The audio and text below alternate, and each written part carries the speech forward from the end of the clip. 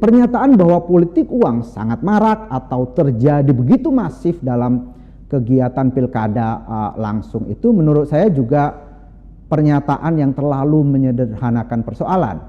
Seolah-olah publik Indonesia ini memang pada dasarnya mata duitan, bahwa mereka memilih hanya karena dikasih uang. Menurut saya ini pernyataan yang meng-underestimate masyarakat Indonesia. Fakta bahwa banyak kandidat yang merasa menggelontorkan uang atau menghamburkan uang di masa pilkada atau mungkin juga di pemilihan legislatif dengan maksud ingin membeli suara, belum tentu itu sebetulnya merupakan praktik politik uang. Dalam literatur politik, literatur mengenai politik uang, apa yang disebut sebagai politik uang itu sebetulnya adalah, atau bahasa lainnya adalah jual beli suara atau vote buying. Di Indonesia mungkin terkenalnya money politics, di dalam literatur disebutnya sebagai vote buying. Jadi kegiatan jual beli sebetulnya. Di dalam kegiatan jual beli apapun, termasuk jual beli suara, ada dua pihak yang terlibat.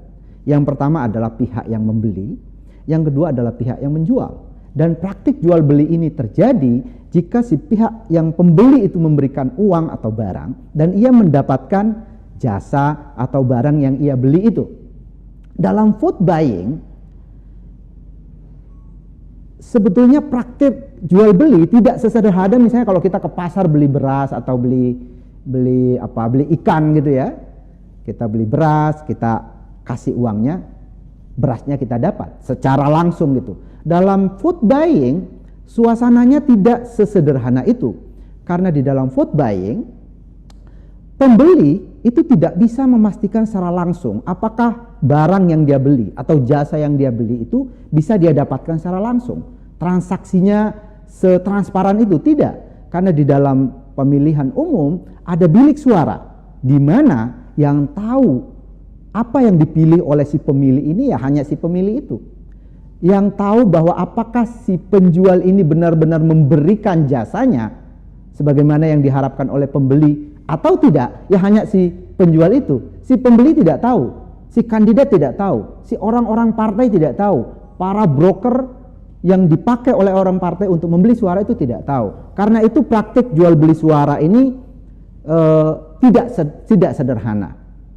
Nah, karena itu kemudian ada yang menyatakan atau para pengamat menyatakan, para ilmuwan politik menyatakan bahwa yang disebut sebagai vote buying itu kalau benar-benar terjadi, suara yang dibeli itu benar-benar diambil atau diberikan. Kondisi di mana pemilih menerima uang atau barang, tapi kemudian si pemilih itu